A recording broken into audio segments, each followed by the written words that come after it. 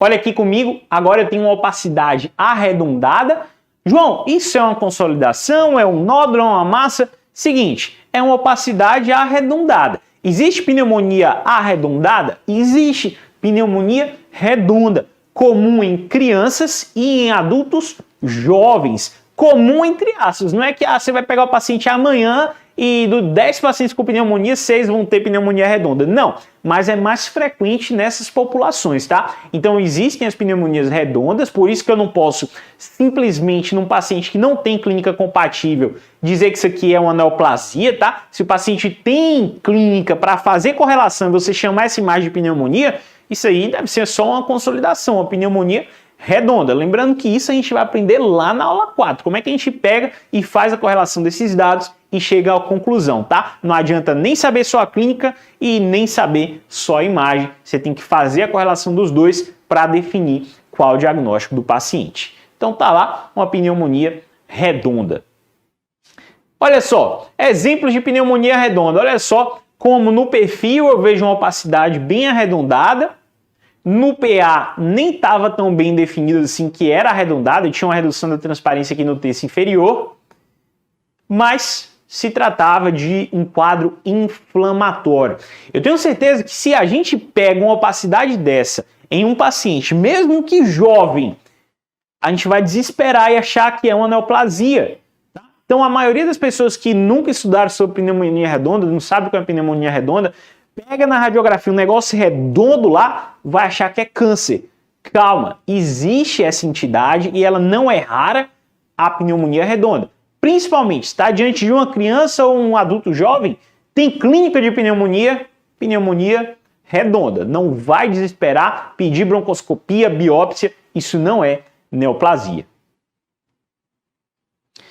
Olha lá, e a broncopneumonia? Gente, a gente falou até agora de pneumonias consolidativas de um padrão mais lobar. Lembra das consolidações lobares que pegam a maior parte de um lobo? Bom, a broncopneumonia lembra mais aquela padrão multifocal. Então, uma broncopneumonia, em geral, se apresenta com focos de consolidação espalhados pelo pulmão. Um ali no lobo superior, lobo médio, lobo inferior, geralmente até, bilaterais, tá? Então, quando eu olho para uma radiografia de uma broncopneumonia, o que eu espero encontrar? Eu espero encontrar foquinhos de consolidação espalhados pelo pulmão, geralmente bilateral. Então, nem sempre, na verdade, na maioria das vezes, eu não vou ver uma opacidade consolidativa bem bonita e homogênea. Eu vou ver um pulmão meio chuviscado, um pulmão mais sujo, não tem aquele aspecto grosseiro da reticulação, mas é como se o pulmão tivesse um pouquinho chamuscado, um pouquinho sujo,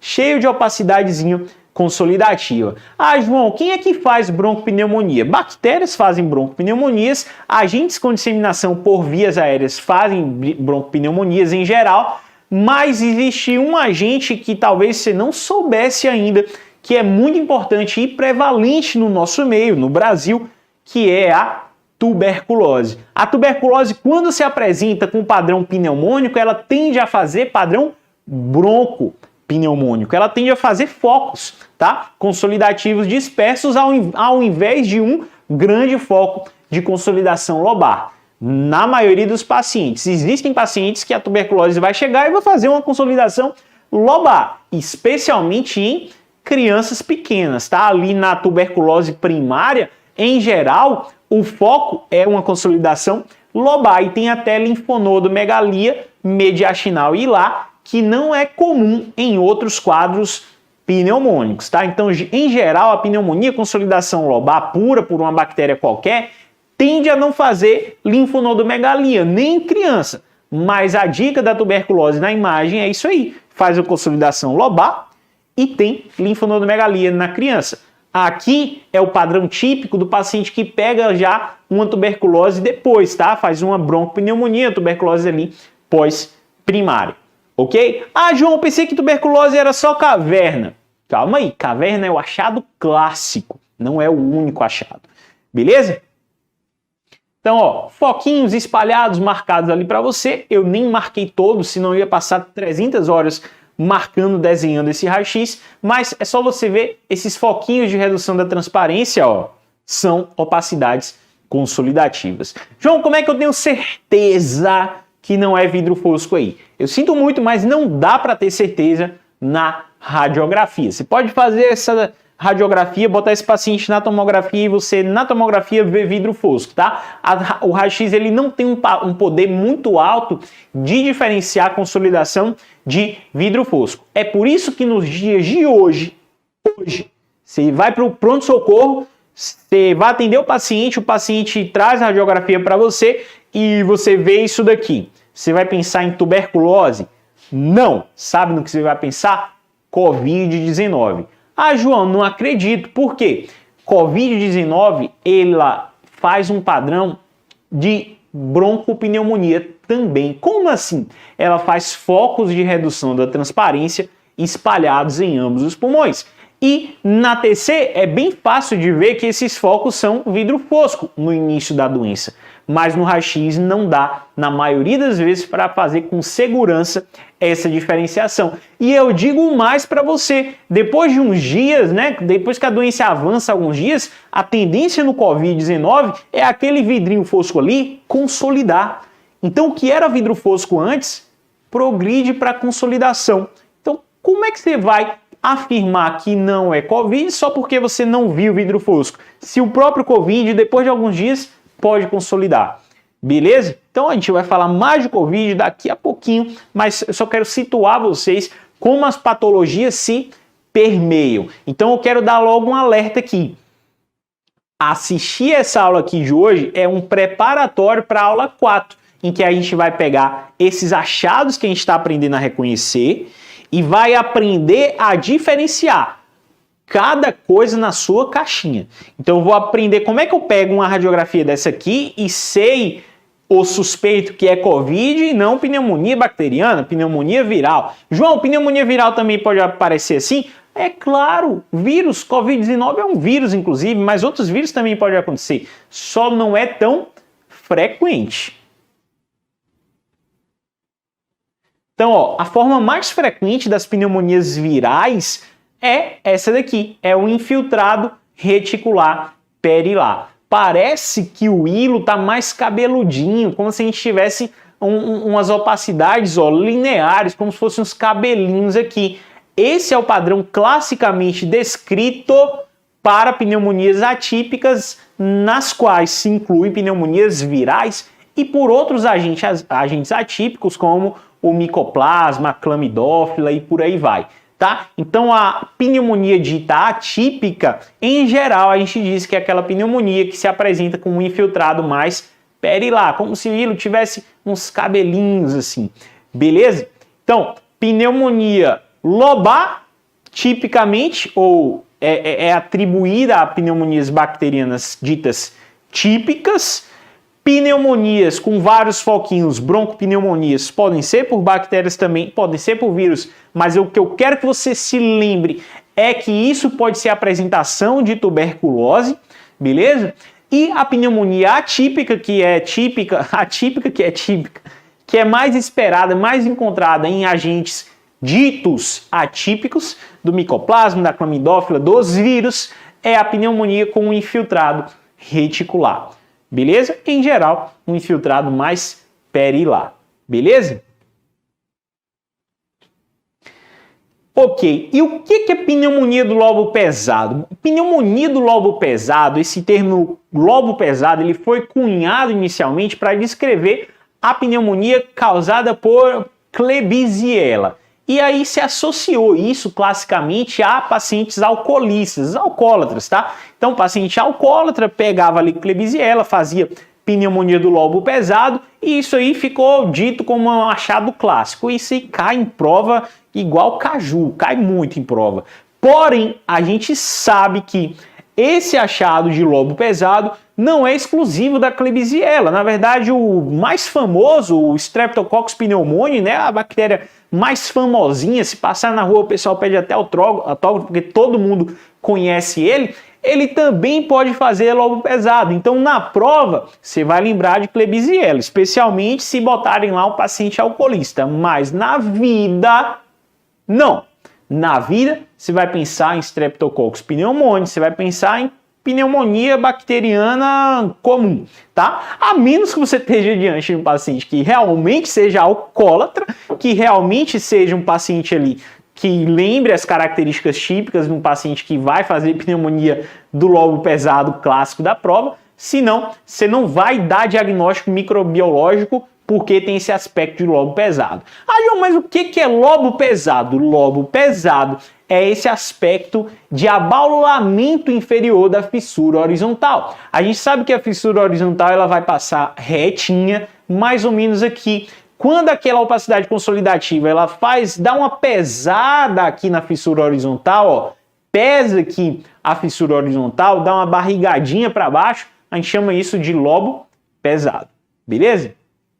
Então, sinal do abaulamento da fissura relacionado à pneumonia do lobo pesado. Na prova, pense em Klebsiella, mas na vida real, não necessariamente.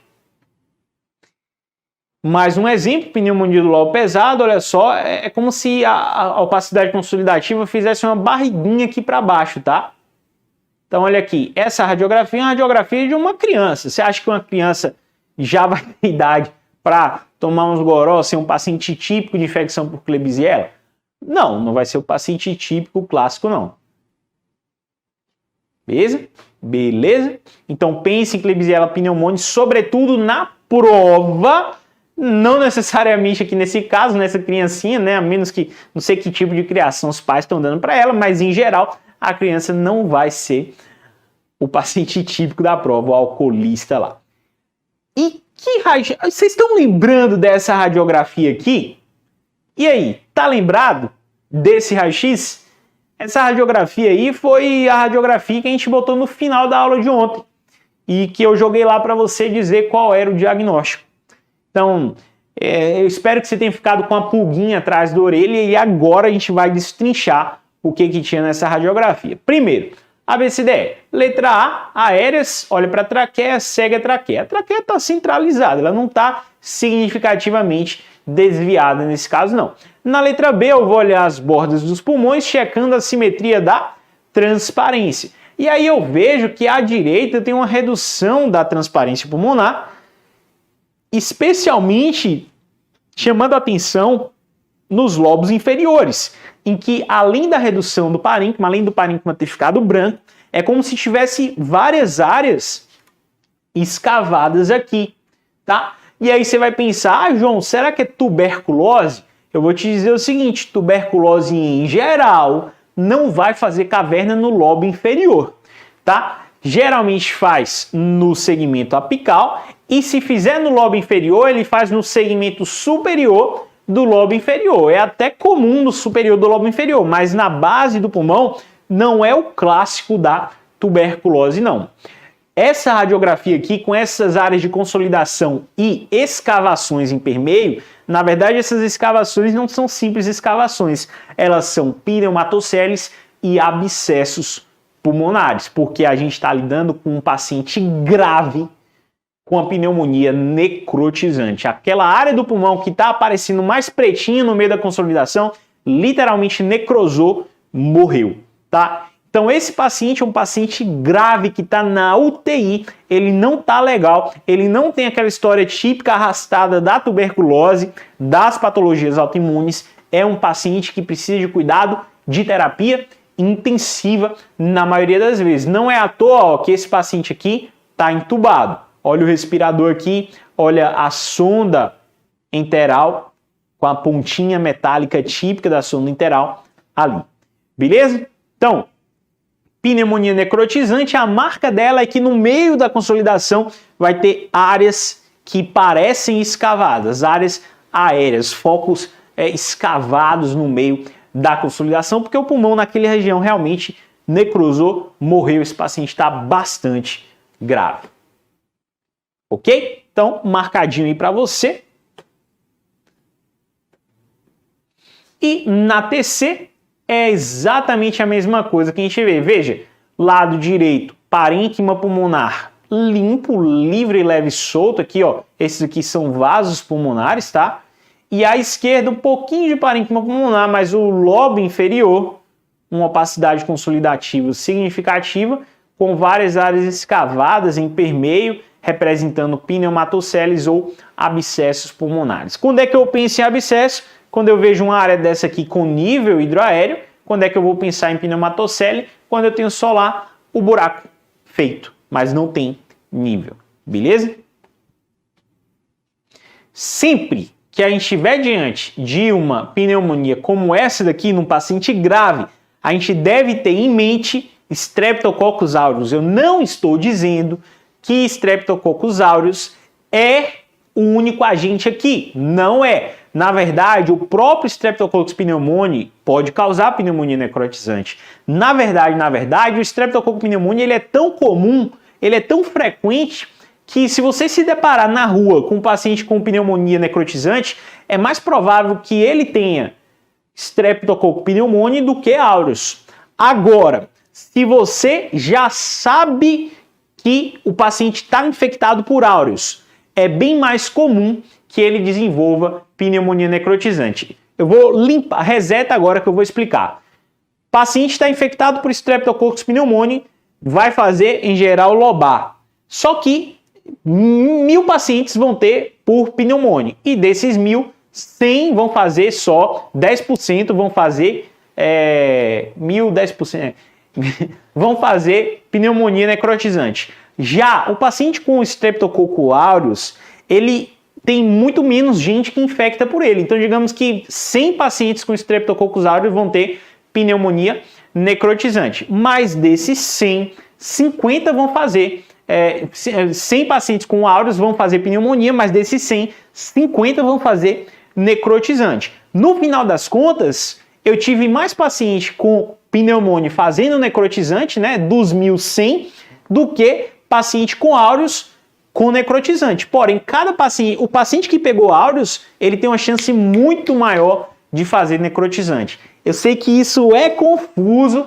mas o que eu quero que você entenda é: paciente com aureus tem mais chance de fazer necrotizante, porém, apesar disso, como pneumonia é muito mais prevalente, acaba que o agente mais frequente encontrado nas pneumonias necrotizantes ainda assim é o pneumonia. Consegui deixar claro? Espero que sim, hein? Se não, digita aí qual foi a sua dúvida e depois a gente vê se a gente responde. Beleza?